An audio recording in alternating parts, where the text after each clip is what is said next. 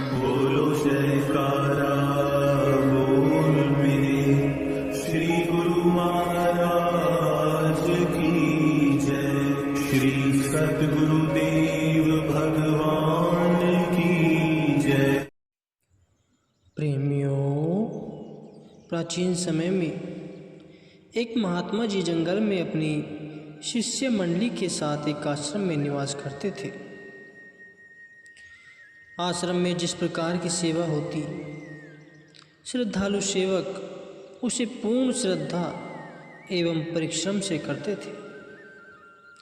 सेवा से अवकाश पाकर सत्संग का लाभ उठाते।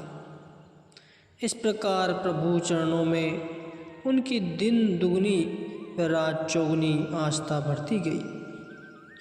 उनके साथ शिष्यों में से एक शिष्य अत्यधिक श्रद्धालु व सदैव आज्ञा पालन में तत्पर रहने वाला था। एक बार की बात है कि महात्मा जी का तीर्थ यात्रा पर जाने का विचार हुआ। उन दिनों वर्तमान युग की न्याय यातायात के साधन उपलब्ध न थे। प्राय पद यात्रा ही करनी पड़ती थी। महात्मा जी ने चलते समय उस श्रद्धालु शिष्य के साथ ले लिया। यात्रा में काम आने वाली आवश्यक सामग्री को लेकर दोनों ने वहाँ से प्रस्थान किया। दिन भर पर्यटन करने के उपरांत रात्रि का जब आगमन हुआ तब उन्होंने जंगल में ही विश्राम करना चाहा। रात्रि के समय क्योंकि वन्य पशुओं के आक्रमण करने की संभावना थी, अतः इस विचार से महात्मा जी ने शिष्य से कहा कि निरंतर यात्रा करने के कारण हम भी शांत हो चुके और तुम भी थक चुके हो प्रतीत होता है, इसलिए उचित यही रहेगा कि पहले हम अर्धयात्री तथा विश्राम करते हैं और तुम जागते रहो तथा आधी रात के बाद हमें जगा देना। उसके पश्चात तुम सो लेना, क्योंकि जंगल का स्थान है, इसलिए सावधान रहना ही उचित है। तब सेवक ने करवद विनम्र प्रार्थना की कि प्रभु आप विश्राम करें, मैं सारी रात जागरण कर पहरा दूंगा। इस पर महात्मा जी ने कहा, अब तो नित्य प्रति ही यात्रा करनी है, तुम कब तक ऐसे जागते रहोगे? इस शरीर से काम लेने के लिए निद्रा की परम आवश्यकता है। सेवक ने पुनः विनय की कि भगवान जैसी आपकी मौज। तदुपरांत महात्मा जी विश्राम में हो गए और सेवक चरणों की सेवा करता रहा। महात्मा जी ने सोते समय पुनः उससे कहा था कि प्रेमी, आधी रात बीतने पर हमें अवश्य जगा देना। लेकिन शिष्य ने महात्मा जी को विश्राम से उठाना उचित न समझा और दिल में कहने लगा, हाय, क्या मैं अपने इस नश्वर शरीर के आराम के लिए अपने इष्ट देव को जगाकर कष्ट दूंगा? नहीं नहीं, यह तो मुझसे न होगा। अतएव उसने उन्हें न जगाया। आधी रात बीतने पर महात्मा जी स्वयं ही जागे और उस प्रेमी से कहने लगे कि तुमने हमें जगाया क्यों नहीं? यह सुनकर सेवक मौन हो गया। फिर महात्मा जी ने कहा कि प्राय फिर यात्रा में चलना है, सुबह फिर हमें यात्रा पर चलना है, अतः तुम विश्राम कर लो। उनकी आज्ञा पाकर सेवक निंद्रा देवी की गोद में विश्राम पाने लगा। सेवक थका हुआ तो था ही, लेटते ही उसको गहरी नींद ने घेर लिया। महात्मा जी जाग रहे थे। इतने में क्या हुआ कि झाड़ियों में से एक घड़घड़ाहट की ध्वनि सुनाई दी और तत्काल ही एक काला सर्प उधर से आता हुआ दिखाई दिया।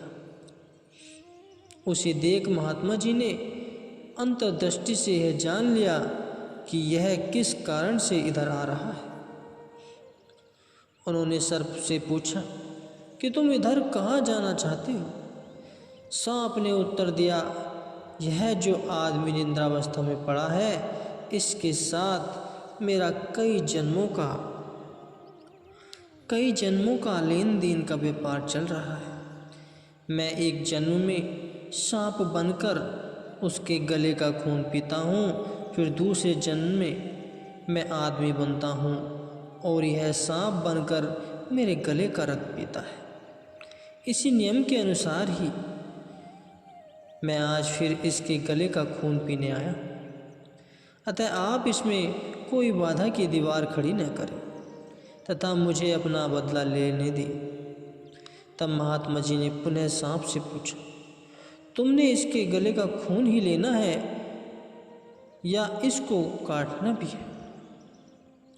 सर्प ने कहा उत्तर में कहा कि मुझे काटने से कोई विशेष प्रयोजन नहीं, मैंने तो इसके गले के खून से अपनी तृष्णा शांत करनी है। उत्तर पाकर महात्मा जी ने कहा, ठीक है, तुम यहाँ रुको, हम तुम्हें इसके गले का लहू ला देते हैं। यह सुनकर वह सर्प देव वहीं रुक गया। इधर महात्मा जी के मन में विचार आया कि हमारा कहना युक्ति संगत ही है। यदि सांप इसको काटता है तो इस जंगल में सर्प दंश के उपचार का कोई साधन उपलब्ध न होने के कारण विष के प्रभाव से यह मृत्यु का ग्रास बन जाएगा। दूसरा, इन दोनों के कर्मों का सिलसिला कई जन्मों तक चलता रहेगा। भविष्य के परिणाम को सोचकर महात्मा जी ने अपने सामान में से एक चाकू निकाला और सेवक की छाती पर बैठकर उसके गले से खून निकालने लगे। श्रद्धालु सेवक ने, जो कि नींद में अचेत पड़ा था, एकाएक छाती पर बोझ व गले पर चाकू चलता देख चौंक कर देखा कि मेरे वक्ष स्थल पर मेरे सद्गुरु ही विराजमान होकर यह कार्य कर रहे हैं। उसने तुरंत ही अपनी आंखें मूंद ली। वह दिल में सोचने लगा कि यदि अन्य कोई होता तो मैं उससे अवश्य पूछता, परंतु यह तो मेरे अपने ही परम हितैषी गुरुदेव विराजमान है। इन्होंने इस कार्य में मेरी भलाई ही सोची होगी। महात्मा जी ने चाकू से उसके गले से खून की बूंदें निकाली और बर्तन में डालकर सांप के आगे बर्तन रख दिया। खून पीकर सांप चलता बना। तब महात्मा जी ने अपने दुपट्टे में से कपड़ा फाड़कर सेवक के गले पर पट्टी बांध दी। सुबह होने पर महात्मा जी ने सेवक को जगाया और दोनों सामान उठकर यात्रा पर चल दिए। अब सद्गुरु द्वारा दिए गए घाव की पीड़ा अनुभव होने पर भी सेवक ने किसी प्रकार की बात अपने गुरु जी से पूछनी उचित न समझी।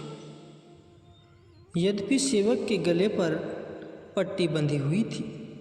2-3 घंटे व्यतीत हो जाने पर भी जब सेवक ने कोई बात न पूछी तब गुरुजी से न रहा गया।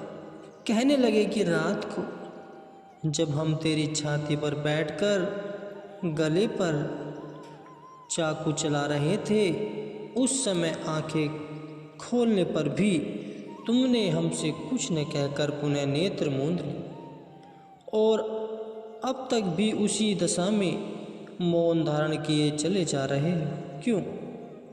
तब सेवक ने विनती की कि भगवान, मैं यदि किसी अपरिचित पुरुष को अपने वक्ष स्थल पर अपने सीने पर बैठा देखता तब तो मैं पूछता, मुझे तो इस बात का अचल विश्वास है कि आप सदैव मेरे कल्याण की ही सोचते हैं, इसलिए उस अवस्था में भी आपको देखकर मेरे मन में कोई भी संकल्प पैदा न हो।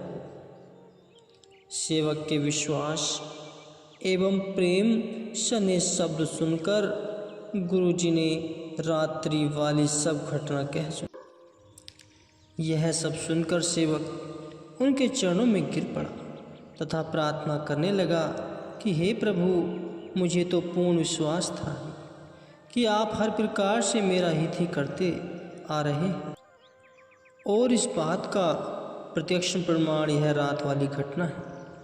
अगर सांप मुझे रात को काट जाता तो उससे मेरी मृत्यु हो जाती, जिससे मैं आवागमन के चक्र में न मालूम कब तक भटकता रहता। आप मेरे केवल शरीर के ही नहीं, मेरी आत्मा के भी परम हितैषी हैं। आपके उपकारों से मैं कदापि उत्तीर्ण नहीं हो सकता। यह तो मेरे परम सौभाग्य है कि मुझे सुखों की खानी व परम कल्याणमयी आपकी शरण प्राप्त हुई है, जिससे मेरे यह लोक भी सुखप्रद व परलोक भी आनंदमय हो गया है। इस संपूर्ण कथा का तात्पर्य यह है कि किए हुए कर्मों का फल प्रत्येक दशा में जीव को भोगना ही पड़ता है, चाहे वे अच्छे कर्म हो अथवा बुरे। परंतु सद्गुरु की शरण में जाने से जीव के दुष्कर्म सूली से कांटा बन जाते हैं, जैसे कि आप सुन चुके हैं। वे भी तब जबकि जिज्ञासु प्रेम श्रद्धा निष्काम भाव से उनकी मौज व आज्ञा अनुसार जीवन व्यतीत करें और सब प्रकार से अपने सद्गुरु पर निश्चय करके उन्हें अपना हितैषी समझे। तब सद्गुरु भी उस सेवक की गुप्त व प्रकट दोनों रूपों में हर प्रकार से रक्षा करते हैं, जिसका अनुभव उस सच्चे सेवक को ही होता है।